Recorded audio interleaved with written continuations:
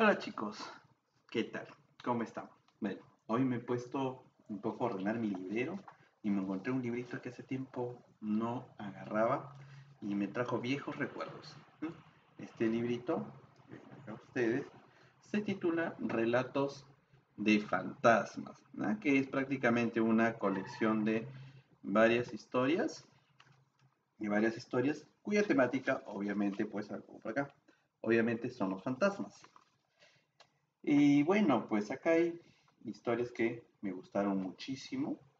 Me encanta porque tiene también eh, buenas ilustraciones y sobre todo para ver a los seres fantasmales que aparecen aquí. A ver si mi camarita no me deja enfocar bien. Que bueno, esta imagen es la que está en la portada del libro. A ver, ahí está. Ahora sí se enfocó mejor. Pues bien, este librito de relatos de fantasmas pertenece a un género de la literatura. Ustedes recordarán que cuando hemos comenzado las clases, yo sé que el tiempo ha pasado muy rápido y la información a veces se va, les había mencionado que nuestra literatura es vasta, es decir, extensa, y debido a que es extensa, es que se va a tener que hacer una serie de clasificación, agarrar los libros que tienen características similares y separarlos para darles un nombre. A este nombre se titula como género, en este caso, género literario. Nosotros que ya hemos conocido la parte de la mitología griega y nórdica, son historias que van a pertenecer a un determinado género. Como aquí estos mitos se mezclaron con las ideas de los dioses antiguos, pertenecerán a un tipo de género conocido como el género épico, ya que la épica nos hablaba de héroes y también de dioses de la antigüedad. Pero este género épico va a derivar siglos después en lo que nosotros conoceremos como el género narrativo, que ese será pues el tema de nuestra sesión de hoy. El género narrativo, elementos y especies. Bien. Partamos con la siguiente información. Tenemos aquí que la narrativa va a ser considerada como un género moderno que deriva de la épica antigua. A ver, les explico. Cuando los griegos comienzan a desarrollar su literatura, ellos lo hicieron de manera oral, algo que también no deben olvidarse. Por más que la palabra literatura haga o nos dé una idea de letra o escritura, en sus inicios los pueblos antiguos no manejaban la letra o escritura. Por lo tanto, cualquier hecho de escribir ya era considerado literatura, pero la definición cambió. La definición cambia puesto que la oralidad es mucho anterior a la escritura, así que la acción de contar ya está considerada dentro de que eso es un hecho literario. Por lo tanto, cuando empiezan los antiguos griegos a narrar sus hazañas de héroes, ¿ya? Tanto humanos como dioses, aparece para lo que ellos será el género épico. La épica antigua, estamos hablando de siglos, entre el siglo VI al siglo IV antes de nuestra era cristiana, imagínense cuánto tiempo, deriva más adelante, sobre todo ya en la Edad Media va tomando forma, a lo que será un género conocido como el género narrativo. Ahora, la narrativa consiste pues en un acto de contar y cuando cuentas hace uso de descripciones y lo que vas a contar o relatar van a ser pues sucesos vividos por personajes, ya sean en un espacio o tiempo de ficción, ¿ya?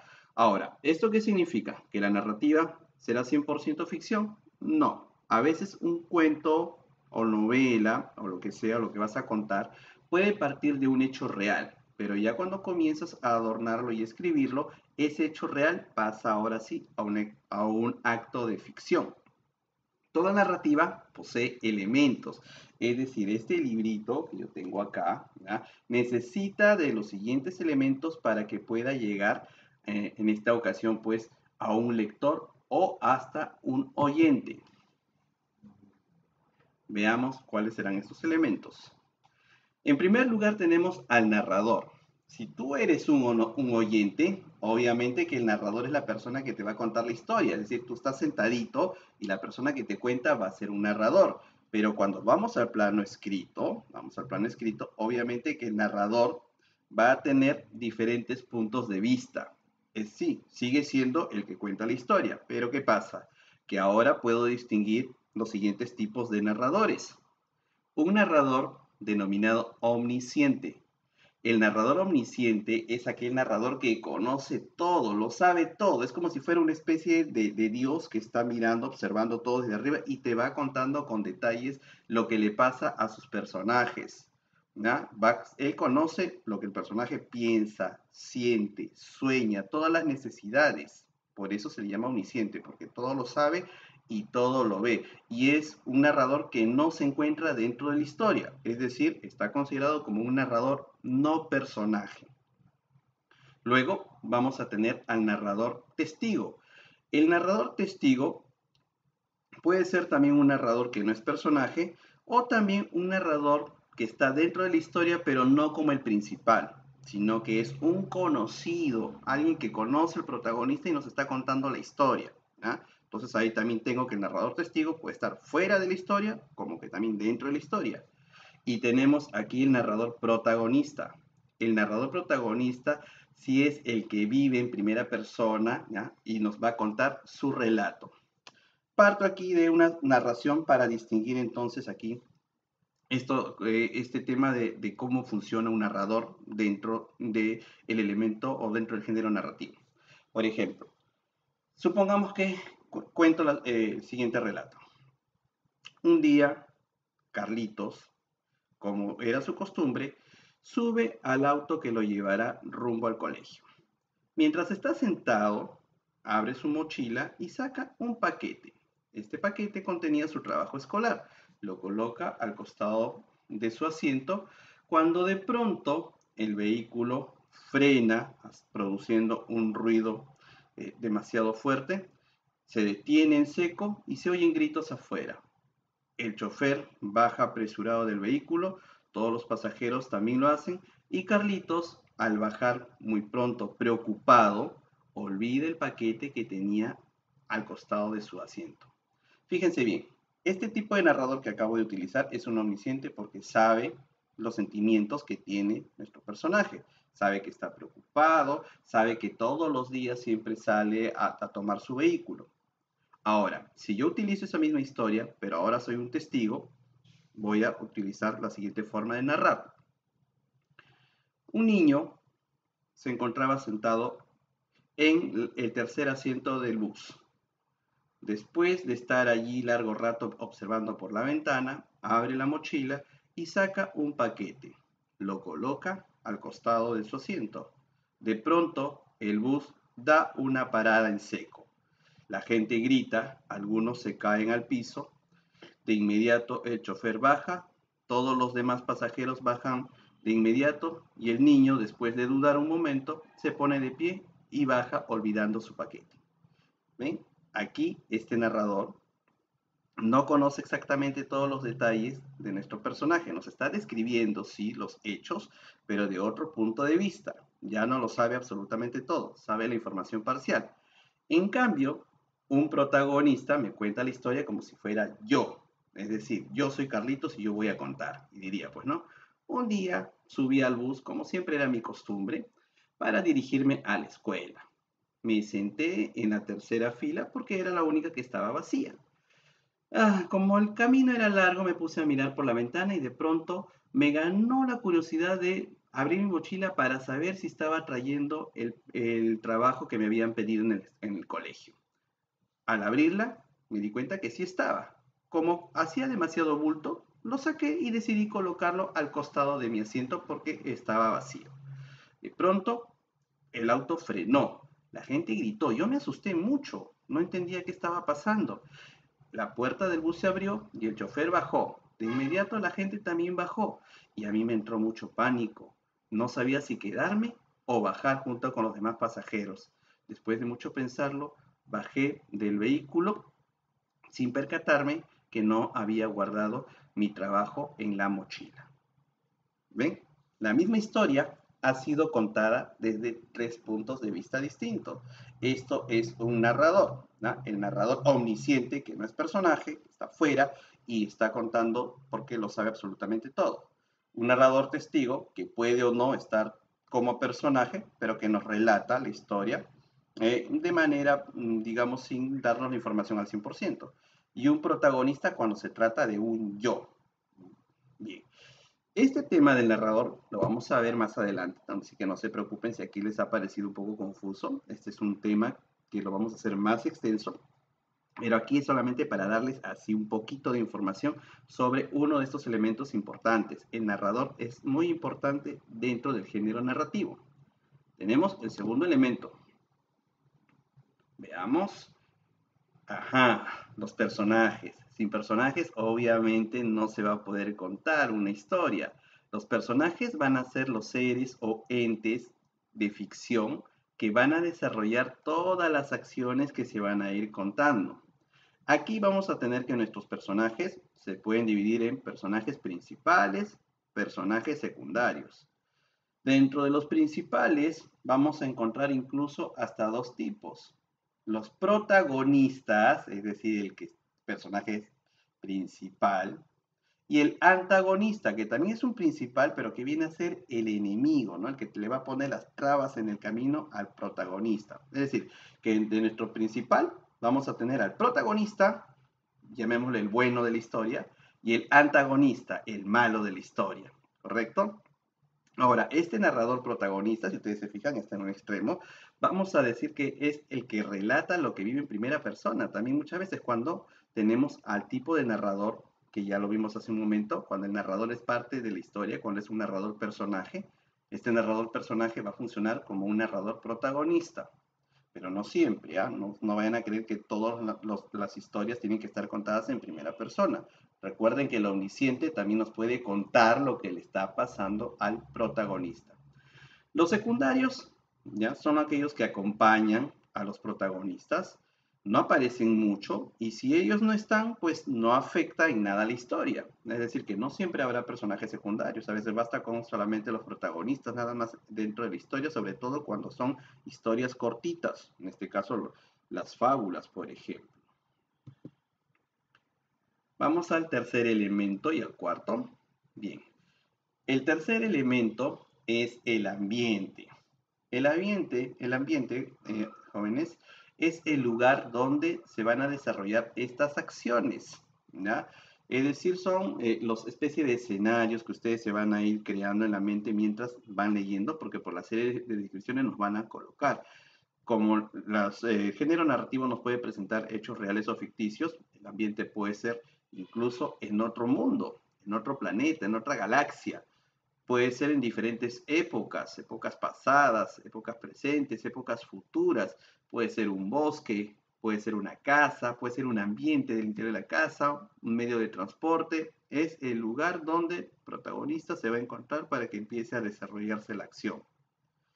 Y los acontecimientos vienen a ser las acciones, ¿ya? Las acciones que se van a ir desarrollando que dentro de la historia, obviamente acciones realizadas por los personajes.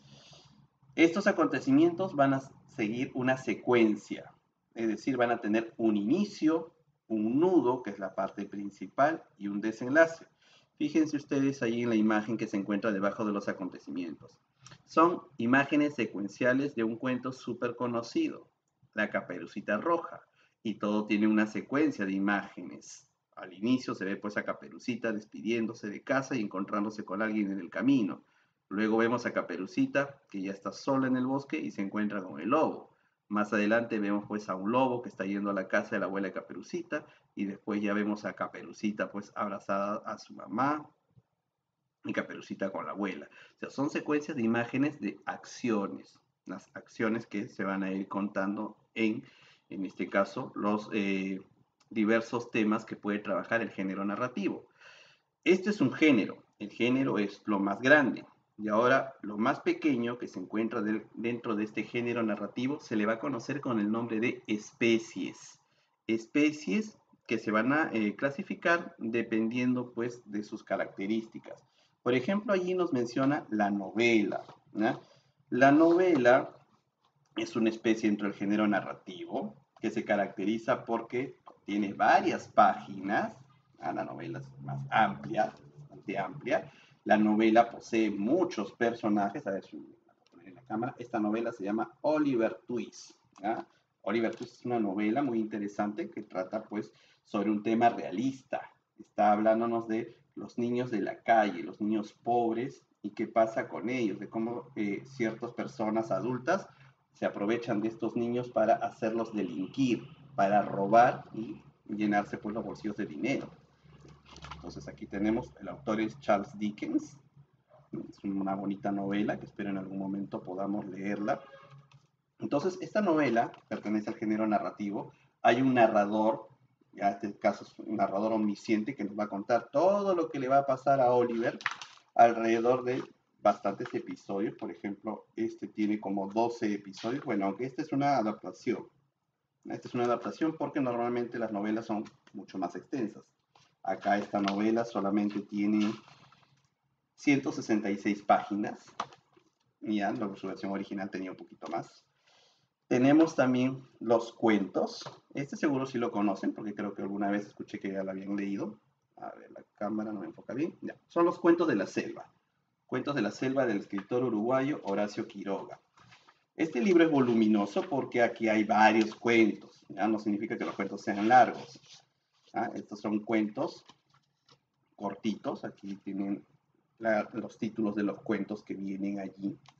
Por ejemplo, tiene el cuento La tortuga gigante, Las medias de los flamencos, y los cuentos pues son breves, no son extensos, porque esa es una característica juntamente de los cuentos.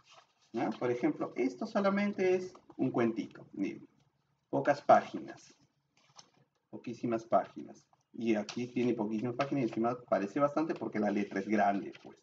La letra es grande y siempre algunas veces se les acompaña pues de imágenes, de dibujitos para llamar la atención del lector. Entonces, acá tenemos diferencias entre un cuento y una novela.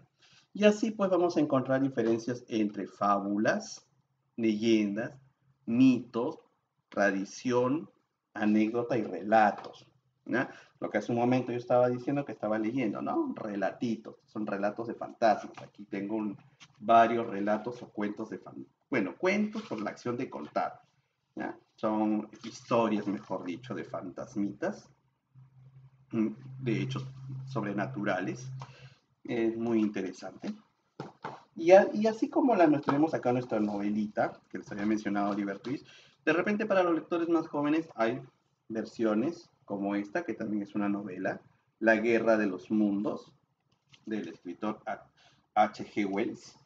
Pero la característica de esta novela es que como son para los lectores iniciales, está hecha a formato de cómic, historietas, ¿no? Entonces tenemos que el género narrativo hay para todos los gustos. Hay para todos los gustos.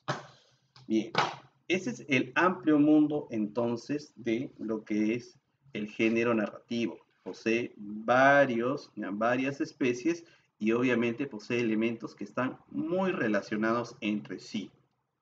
Todas estas especies narrativas nosotros las vamos a ir conociendo de a pocos durante las siguientes sesiones.